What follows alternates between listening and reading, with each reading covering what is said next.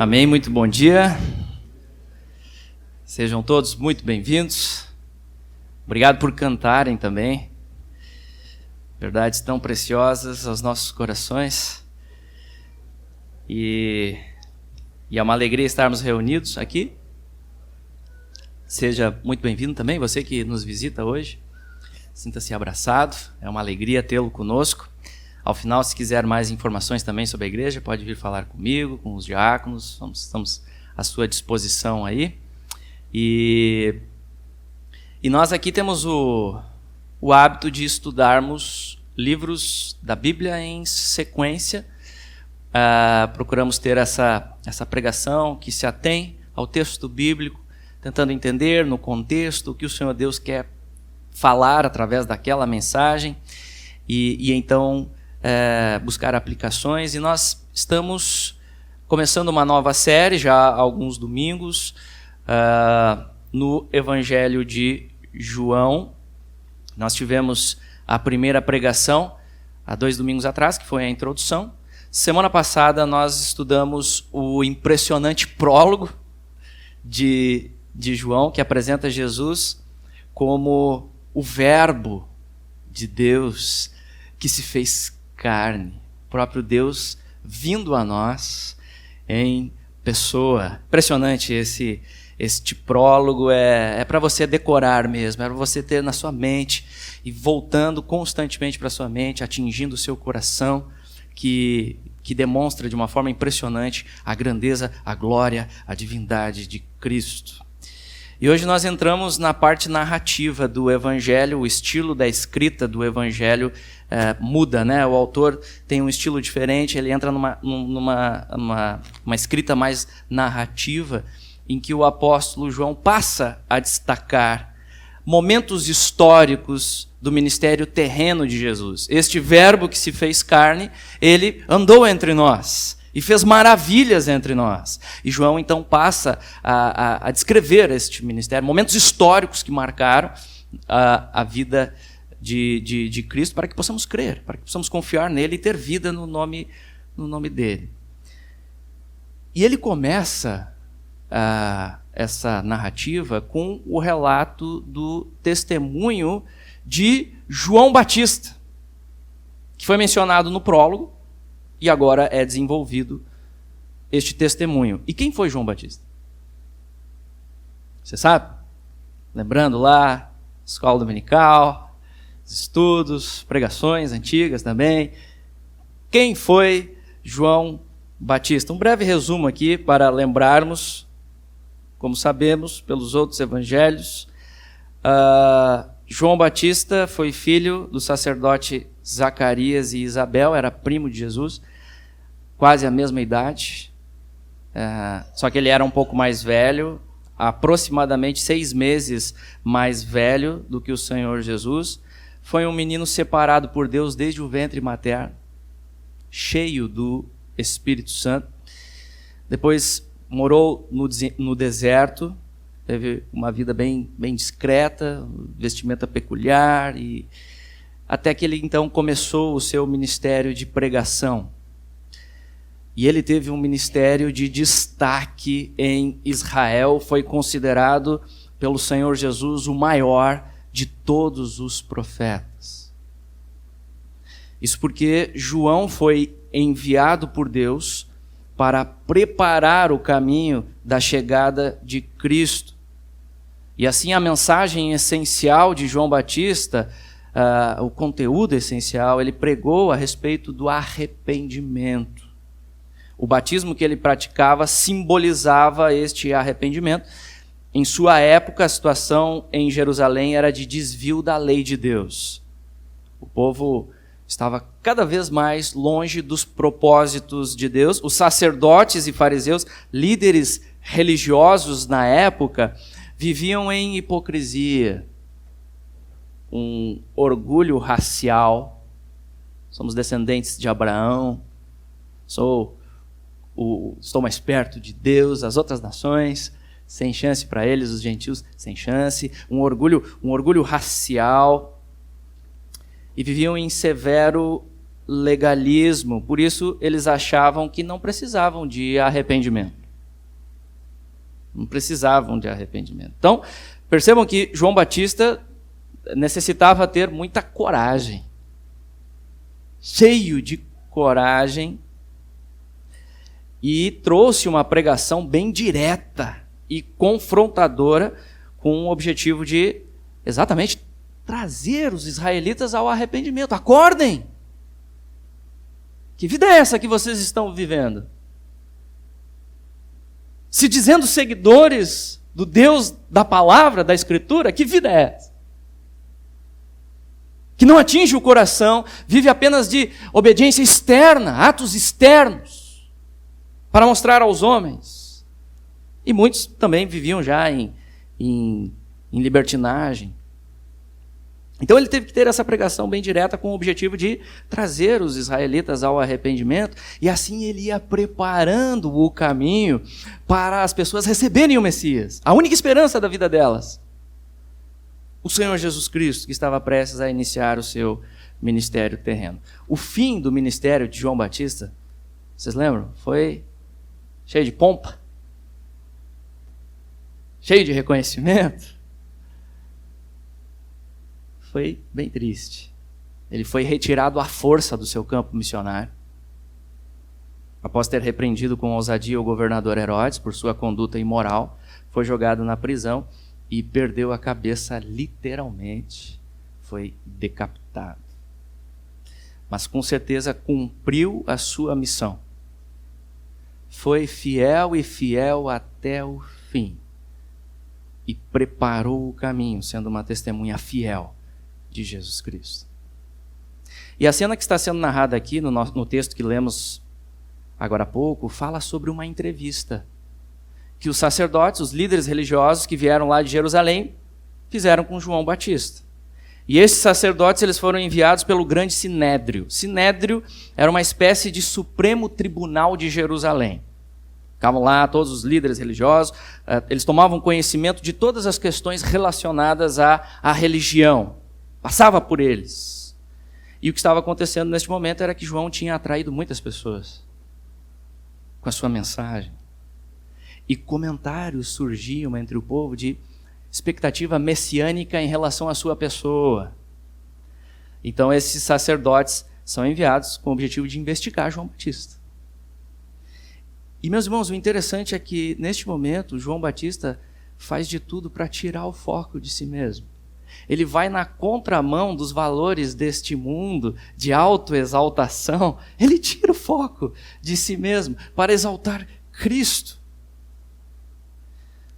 Então, nestes versos, nós temos um belo exemplo de humilde e verdadeiro testemunho de Cristo. Então, vamos estudar este texto hoje, buscando também tirar algumas lições sobre qual deve ser a nossa postura ao testemunharmos de Jesus. O que podemos aprender com este exemplo de João Batista a respeito do testemunho do Rei?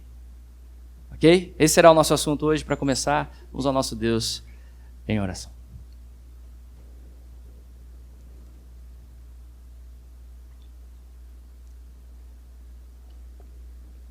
Pai Celestial, nós te louvamos e te adoramos, ó Deus, pois Tu és o Deus Santo, o único digno de toda a nossa adoração.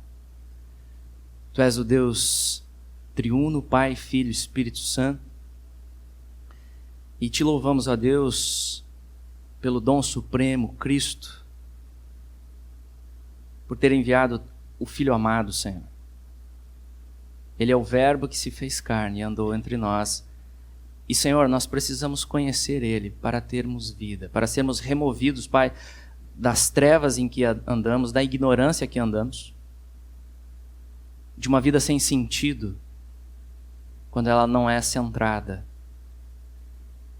em Cristo, aquele que é o Alfa e o Ômega, aquele que nele reside a plenitude da divindade. Tudo foi criado por Ele e para Ele. Senhor, ensina-nos essa verdade nesta manhã. Ensina-nos pelo poder do Espírito Santo a respeito da grandeza de Cristo, a respeito, a Deus, do nosso papel, de como devemos nos colocar ao pronunciarmos este glorioso nome. Ensina-nos, ó Deus, através do testemunho incrível de João Batista, este homem que foi usado pelo Senhor. Mas ele mesmo não era o Cristo, ele era pecador.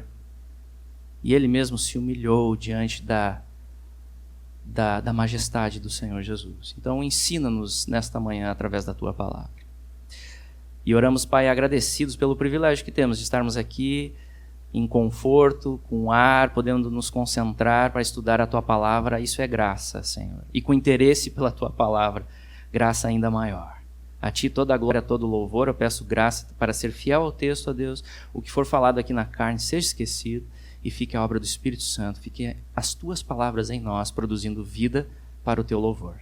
E é no nome de Cristo que oramos. Amém.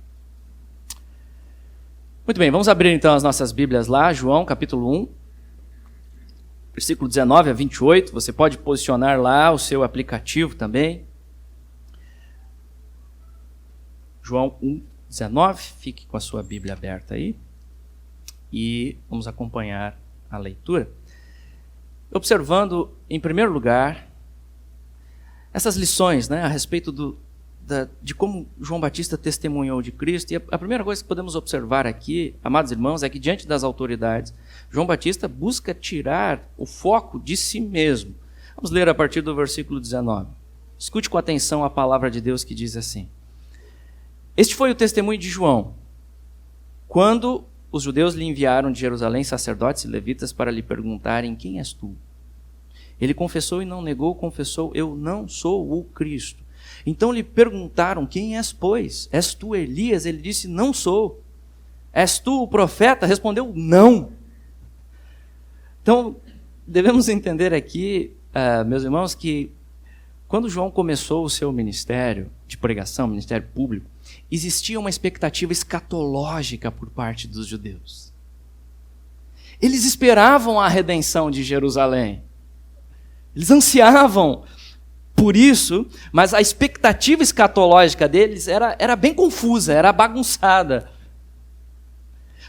Porém, existia a espera de certos personagens escatológicos entre o povo. A primeira grande figura desta espera era exatamente o Cristo, prometido lá no Antigo Testamento. O povo de Israel esperava o Messias, que é a mesma palavra hebraica para Cristo. Mas não era uma ideia muito clara, tinha uma concepção errada de Cristo, porém havia a expectativa. E pela notoriedade que o ministério de João Batista estava alcançando, já surgiam rumores entre o povo se ele não seria este grandioso Cristo. E o texto diz que os sacerdotes perguntam a João Batista: quem és tu? Interessante notar, não perguntaram se ele era o Cristo. Quem és tu? E ele já se antecipa. João já se antecipa, muito provavelmente pela repercussão popular. E assim ele demonstra que está muito preocupado em eliminar esta impressão errada a respeito de sua pessoa.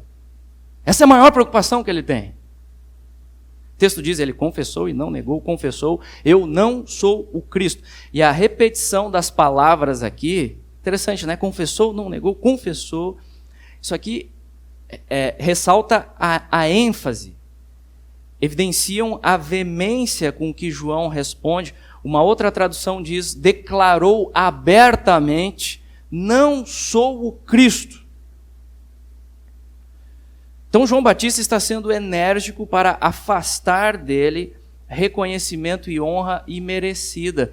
João não queria de forma alguma que se difundisse a ideia de que ele seria o Cristo. Isso, obviamente, porque ele veio para preparar o caminho do Cristo verdadeiro, mas ele mesmo não era o Cristo. Ele estava bem consciente disso, bem convicto disso. Estava muito claro para João isso.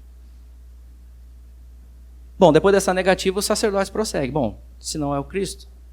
Aí eles trazem outra grande figura escatológica, que era esperada, que era Elias. Versículo 21. Então lhe perguntaram: quem és, pois? És tu Elias?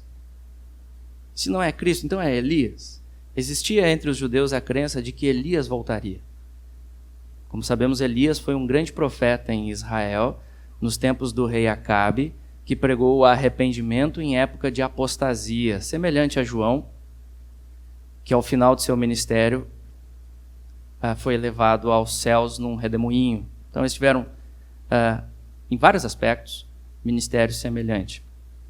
E em Malaquias capítulo 4, versículo 5, o último livro do Antigo Testamento, existe a profecia que diz o seguinte: eis que eu vos enviarei o profeta Elias antes que venha o grande e terrível dia do Senhor.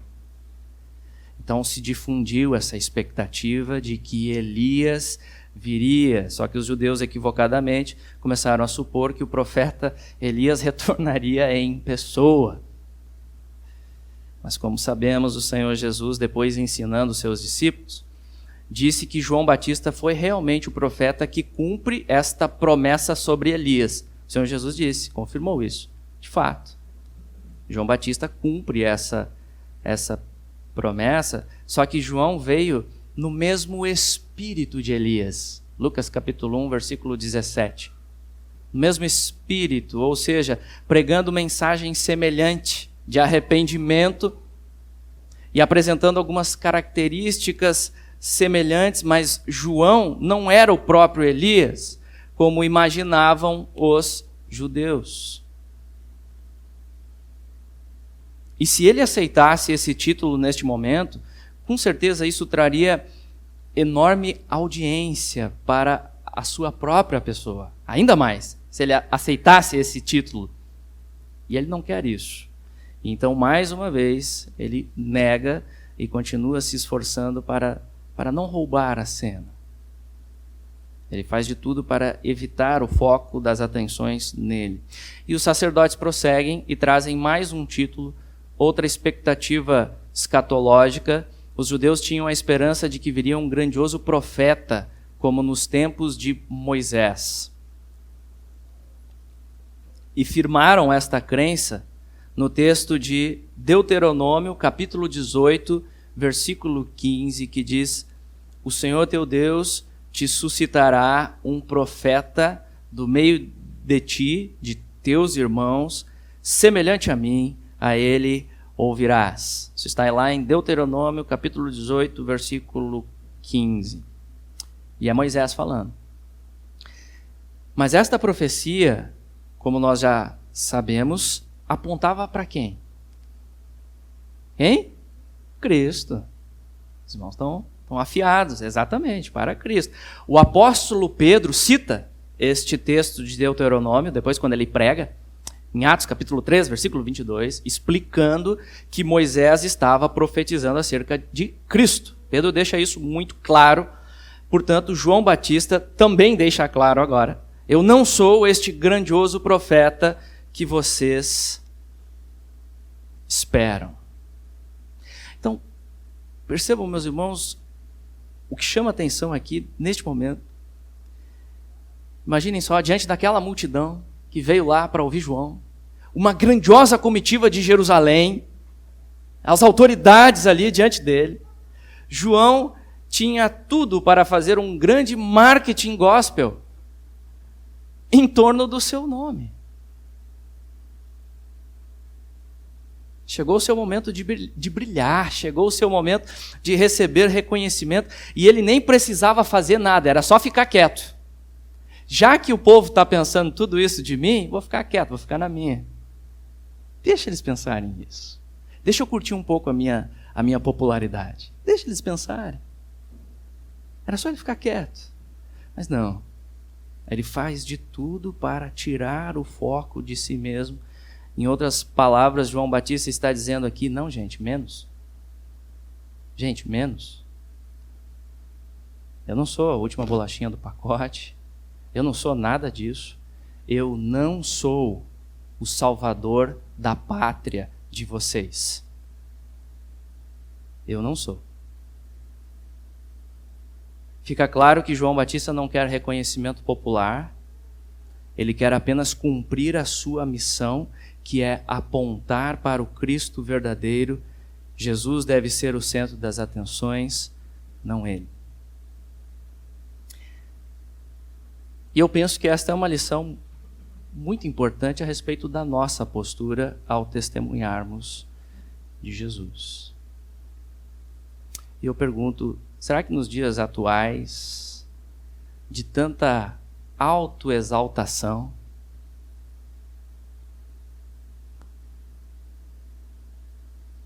líderes da igreja são colocados no pedestal?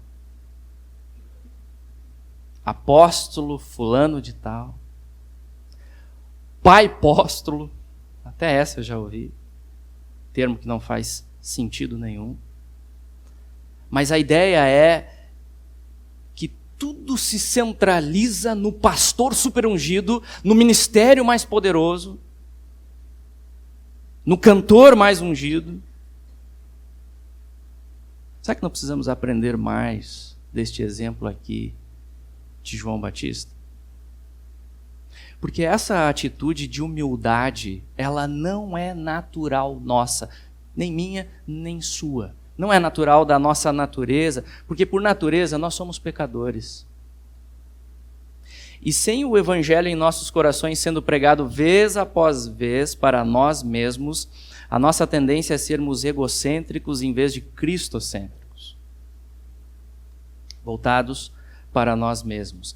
Queremos ser o salvador da pátria das pessoas que nos cercam.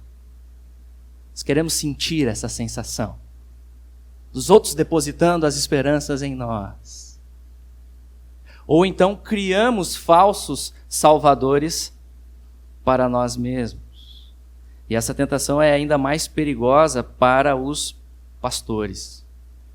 Deixar que as pessoas comecem a pensar que eu sou o Cristo. Eu tenho o ministério mais poderoso. E pela idolatria de nossos corações é bem fácil as pessoas começarem a pensar isso.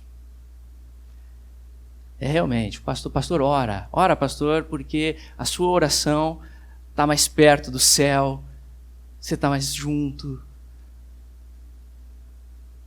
Sua oração Deus atende prontamente. É fácil, é muito fácil as pessoas colocarem, não, porque pastor fulano de tal, esse sim.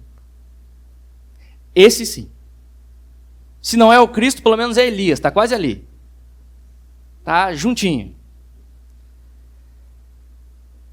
Por isso, meus irmãos, João Batista se esforça para não deixar. João é enérgico. Ele se esforça, ele faz algo para tirar isso dele. Ele se esforça para as pessoas não pensarem isso. Tirem as suas esperanças de mim. Eu não sou o Cristo. Eu não posso salvar ninguém. Se vocês colocarem as suas esperanças em mim, estarão todos perdidos. Só Jesus salva. Só Jesus salva. Eu simplesmente estou aqui para apontar para o Cristo verdadeiro. E assim deve ser o testemunho de todos nós. Como crentes em Jesus, como testemunhas de Cristo, para isso, amados, devemos negar a nós mesmos. Tomar a nossa cruz e seguir a Cristo. E assim apontar para Cristo em tudo que somos e fazemos. Devemos estar bem conscientes. Devo estar bem consciente que, à luz do Evangelho da cruz, se tem algo que eu sou de bom ou faço de bom, vem de Cristo. Da graça dele, não de mim mesmo. Eu não sou o foco, sou apenas um instrumento que deve apontar para ele. Será que tem sido assim na sua vida? No dia a dia? No caminhar com Cristo? Por exemplo, quando as pessoas vêm elogiar você a respeito de algo bom que tem feito, como que você reage? Em um momento de destaque, seja na sua carreira, seja na sua família, seja no seu proceder diante dos homens. Quando alguém vem elogiar, o que você faz? Como você reage? Dando aquela infladinha no peito? Aquela infladinha? Aproveita o momento para dar uma exaltadinha. Eu tenho me esforçado bastante. Tenho me esforçado um pouco. Sabe como que é, né? Ou você procura apontar para Cristo? Cara, só pela graça de Deus. Obrigado pelo encorajamento, fico feliz, mas a glória é de Cristo. E falar isso de coração, realmente, porque se não fosse Cristo, eu não sei o que seria de mim. A glória é dele, é toda dele. Você tira o foco e exalta Cristo. Você já ouviu falar de Sir James Simpson? James Young Simpson. Ele foi um famoso médico e cientista escocês no século XIX, que descobriu o uso do clorofórmio como anestésico nas cirurgias. Uma das maiores descobertas na época no campo da medicina. E que descoberta, já pensou? Se nós passamos hoje por uma intervenção cirúrgica e não sentimos dor, que maravilha isso, né? Devemos em alguma medida a este homem, Sir James Simpson. E certa feita, ao ser entrevistado, perguntaram para ele qual seria a maior descoberta da vida dele. Perguntaram para ele, qual a maior descoberta de sua vida? E aí então todos estavam esperando que ele fosse contar sobre essa grandiosa descoberta que estava todo mundo comentando, ou sobre outros feitos, porque ele também desenvolveu outros utensílios ali na área da medicina. Mas ele surpreende a todos respondendo: minha maior descoberta foi entender que sou um grande pecador e que Jesus Cristo é um grande Salvador. Ele começou assim a resposta. Essa foi a maior descoberta da minha vida. No momento mais marcante da sua carreira, ele aproveita para testemunhar de Cristo. Tira o foco de si mesmo e exalta Cristo, porque Cristo é fonte de toda boa dádiva. Cristo é o Salvador, nós não somos. A glória é toda dele. Avançando, vamos observar outra lição da humildade, da humilde postura de João Batista, que ele reconhece a importância de sua missão. Vamos ler o texto. Versículo 22. Disseram-lhe, pois, declara-nos, quem és? Para que demos resposta àqueles que nos enviaram. Que dizes a respeito de ti mesmo? Então ele respondeu, eu sou a voz do que clama no deserto, endireitai o caminho do Senhor, como disse o profeta Isaías. Ora, os que haviam sido enviados eram de entre os fariseus. Então os sacerdotes prosseguem o interrogatório do tipo, João, você só deu negativas até agora, o que você diz sobre si mesmo? Precisamos prestar relatório para as autoridades. E ele responde citando o texto de Isaías, capítulo 40, versículo 3. E qual o contexto dessa passagem de Isaías? Você lembra? O contexto em Isaías 40 em diante diz respeito à promessa da restauração de Deus para o povo de Israel, se aplicando de forma imediata para os israelitas arrependidos, que retornariam do exílio da Babilônia, mas ao mesmo tempo apontando para uma redenção maior, para um rei maior, que é Jesus, em quem todas as coisas serão restauradas. Então, João se reconhece como a voz que anuncia a chegada deste rei. Com isso, João está reconhecendo a importância da sua missão, ele não menospreza isso, ele não está desfazendo a sua missão, ele reconhece a suprema importância desta missão. Ele está convicto disso. E como é importante para sermos bem-sucedidos em uma missão, entendermos quem nos enviou. No nome de quem estamos indo. E João tem essa consciência, essa missão ele recebeu do próprio Deus. Foi Deus que enviou João, ele reconhece isso lá no verso 33, um pouco mais à frente no nosso texto. Ele reconhece que é cumprimento de profecia, e a sua missão é proclamar que Jesus, o Filho de Deus, o glorioso Redentor e seu reino estavam chegando. E a figura aqui é de um arauto. O que é um arauto? É como nos filmes medievais. O arauto era um oficial do rei que chegava em uma cidade, em praça pública, e anunciava em alta voz, abria lá o pergaminho e anunciava em alta voz que os cidadãos daquela cidade deveriam se preparar porque o rei estava vindo. Preparem-se, o rei está vindo. Então João Batista ele tem essa missão. Mas interessante a forma como João destaca isso. Ele não diz aqui, eu sou o grande profeta de Deus enviado conforme as profecias. Não, ele se apresenta como uma simples voz no deserto. Ou seja, ele não tem rosto, ele não tem nome, ele é uma simples voz que não fala por si própria, mas é completamente submissa à palavra de Deus. Que lição! Que lição!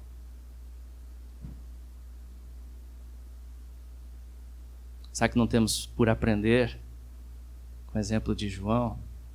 Principalmente nos dias de hoje, de showzinho gospel, de guerra de vaidades, para ver quem é o maior, quem tem a sacada mais brilhante.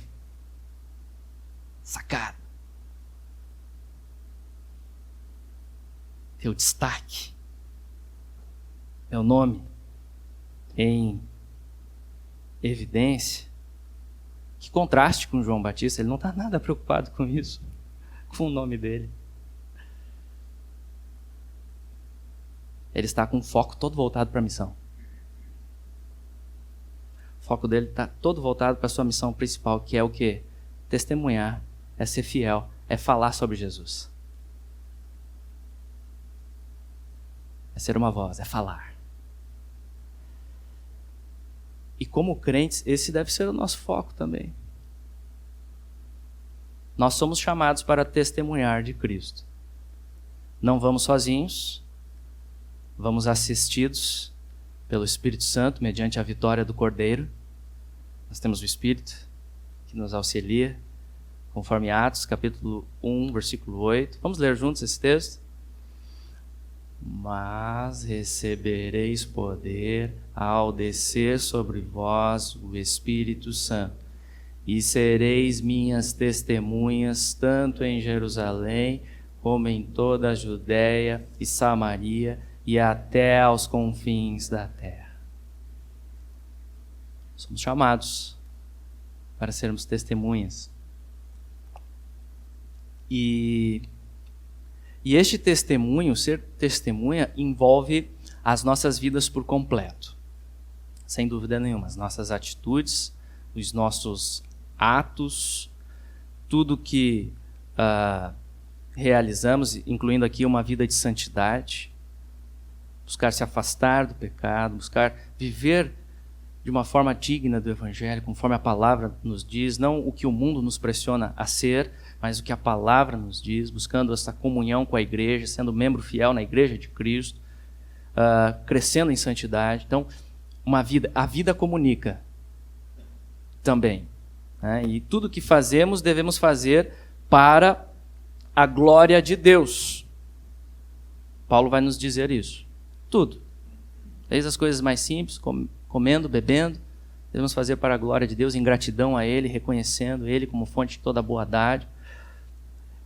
E incluindo o lazer, como nós tivemos aí, como o Alan falou no início do culto, jogamos futebol, ou pelo menos tentamos jogar futebol, e tentamos brigar menos para darmos um bom testemunho. Mas tudo deve ser feito. Só que, além disso, além da vida, devemos falar. Devemos falar. O testemunho de Cristo envolve falar. É necessário. Com a nossa voz, devemos falar sobre o que Jesus fez e faz nas nossas vidas. Contar um pouco sobre a nossa salvação. Brevemente, não para se exaltar, mas para exaltar a graça de Cristo. Da onde Ele nos tirou, o que Ele está fazendo nas nossas vidas, os feitos que estamos realizando, é graça dEle. Falar um pouquinho sobre isso e então falar sobre Ele. Isso deve ser alegria. Quando nós falamos sobre o nosso Salvador, isso deve ser aquilo que faz o seu coração bater mais forte. O olhinho brilha mais. Quando você começa a lembrar de quem Ele é e o que Ele fez por você, pecador. Então as pessoas elas precisam ouvir que o Rei Jesus já veio, o Deus homem, o Verbo encarnado, Ele já morreu na cruz pelos pecados daqueles que confiam nele, já ressuscitou, está assentado hoje no trono do universo, está vivo. E este Rei vai voltar para julgar vivos e mortos. Por isso devemos estar preparados hoje. Devemos nos arrepender e crer somente nele para a salvação. Em simplicidade. Em simplicidade. Sem elaborar demais. Falar. Será que você está sendo esta voz que clama? Não no deserto, mas em Porto Alegre? Ou onde você estiver, entre os seus vizinhos, seus amigos, seus familiares. Esteja atento às oportunidades. Ore a Deus por essas oportunidades, que Ele use a sua vida, que Ele continue usando a sua vida como testemunha de Cristo, pois com certeza este é um grande privilégio. Como eu falei, não vamos na nossa força, somos muito limitados, mas Deus faz isso, Ele coloca o tesouro dele em potes de barro, para deixar bem claro que a glória é dele. Então nós vamos e comunicamos. O resultado pertence a Deus. Eu não posso converter nenhum ser humano. Quem converte é Deus. Por isso eu vou tranquilo, eu vou na dependência dele. Não vou impondo, dando com a Bíblia na cabeça. Não, eu vou comunicar com graça. E Deus vai agir. Porque a palavra dele não volta sozinha. E a palavra dele é poderosa. E este é um grande privilégio, ser uma voz que fala do Rei, o nosso Salvador. Como diz o antigo hino de Charles Wesley, que foi irmão de John Wesley, 1000 línguas eu quisera ter, 1000 vozes para louvar as glórias do meu Deus, meu Rei, triunfos do seu dom. Gracioso Mestre, meu Senhor, ajuda-me a pregar por toda a terra, céu e mar, as honras do teu ser. Belíssimo hino que fala sobre este anseio do coração de Charles Wesley. 1000 línguas eu quisera ter, 1000 vozes para falar das honras deste Rei. Avançando por fim, vamos observar que em seu testemunho diante das autoridades, meus irmãos, João obviamente exalta Cristo. Vamos ler a partir do versículo 25. E perguntaram-lhe, então por que batizas, se não és o Cristo, nem Elias, nem o profeta? Respondeu-lhes João, eu batizo com água, mas no meio de vós está quem vós não conheceis, o qual vem após mim, do qual não sou digno de desatar-lhe as correias das sandálias. Estas coisas se passaram em Betânia, do outro lado do Jordão, onde João estava batizando. Então, os sacerdotes questionam por que João estava batizando pessoas se não tinha autoridade para isso, pois não era nenhuma daquelas figuras escatológicas. Em outras palavras, João, você não é nada, você não é ninguém, por que você está fazendo isso?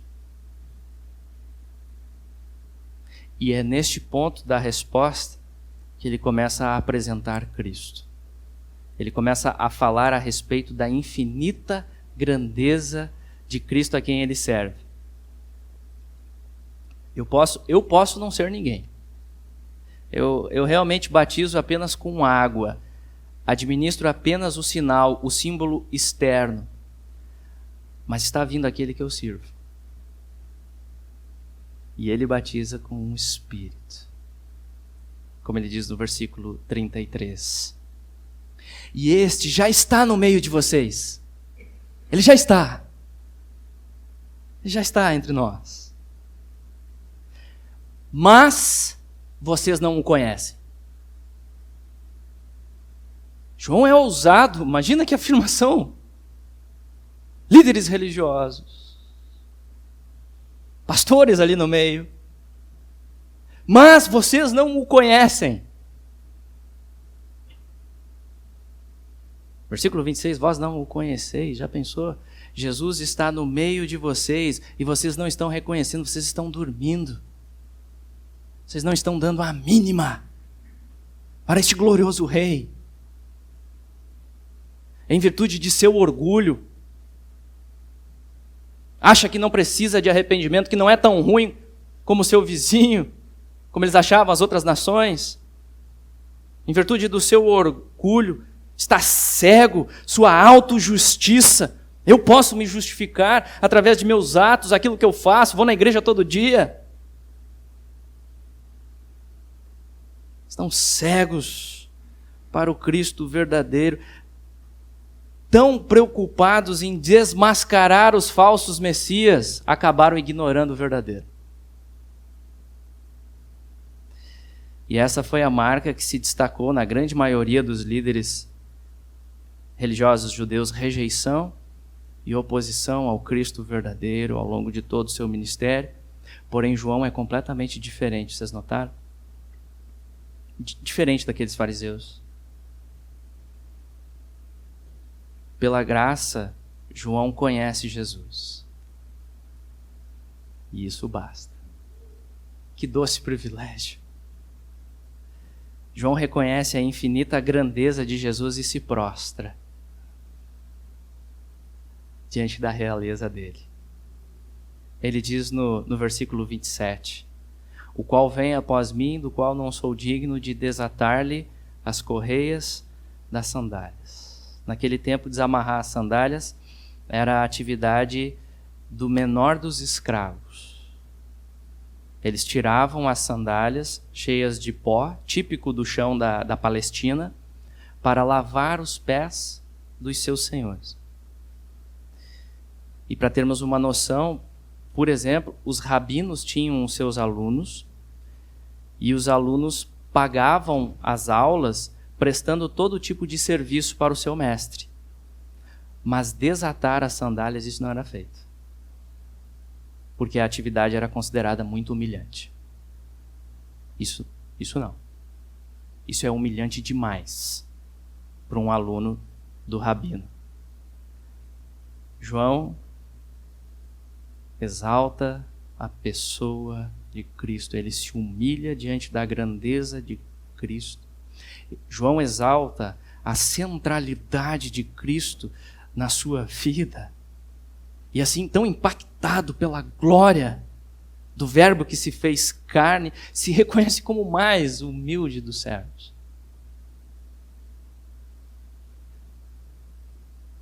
Será que conhecemos o Cristo bíblico?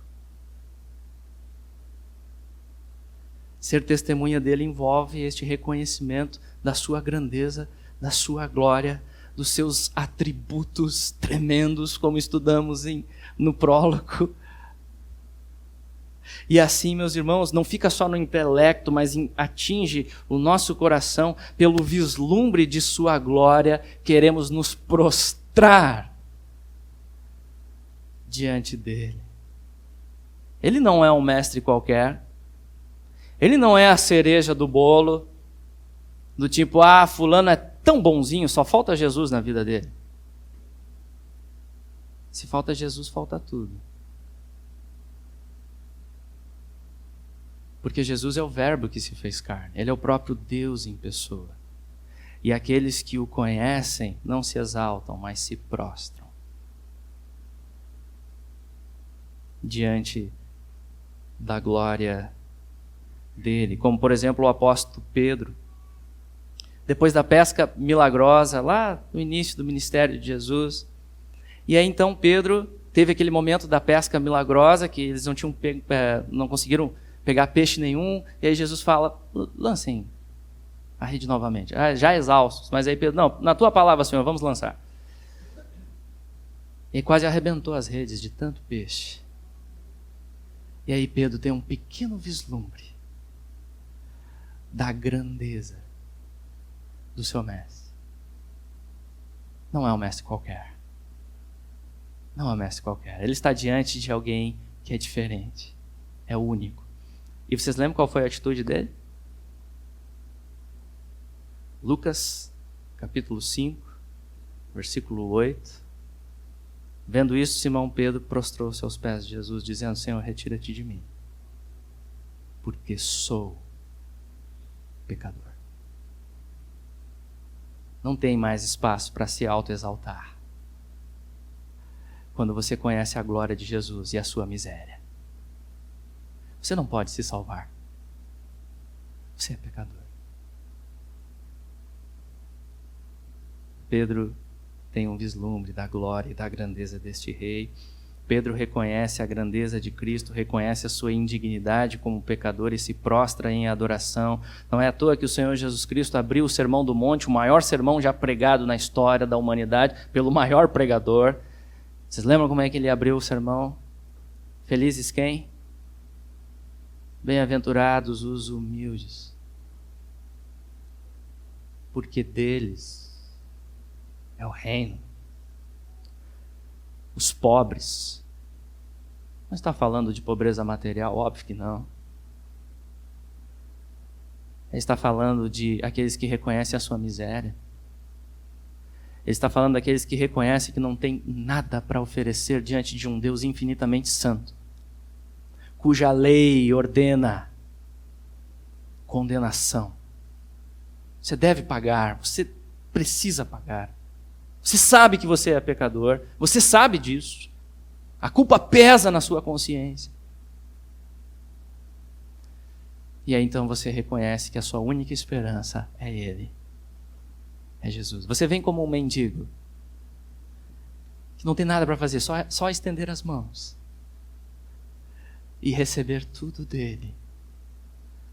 Deste verbo glorioso que deixou os céus lá nas alturas. Ele não precisava fazer isso.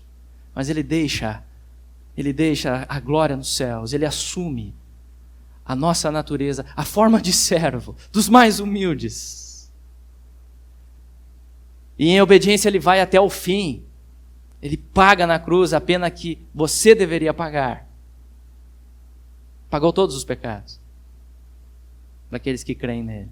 E ressurgiu vitorioso, e hoje nele temos nova vida. Tudo passa, Jesus não. Com Ele temos vida eterna. Ele sacia o nosso anseio de permanência, de eternidade. As coisas não acabam aqui. Existe uma eternidade para ser vivida.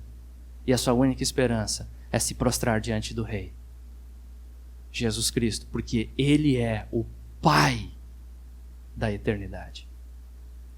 Príncipe da paz. Maravilhoso conselheiro. Deus forte. Ó, bendito Senhor, nós louvamos o Teu nome. Nós nos prostramos diante da Tua presença.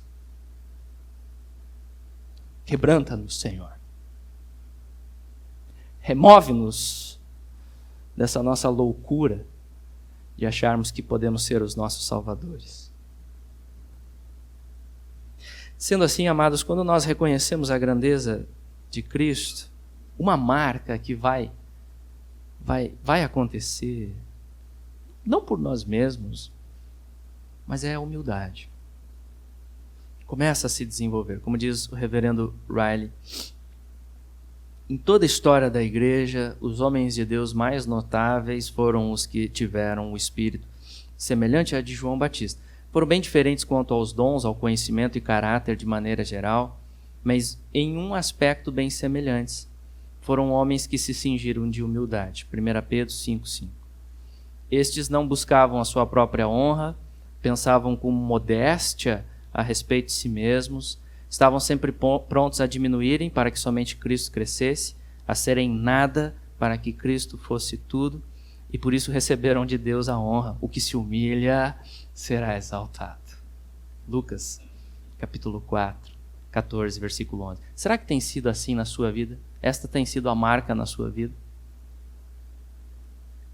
Esta tem sido a sua postura?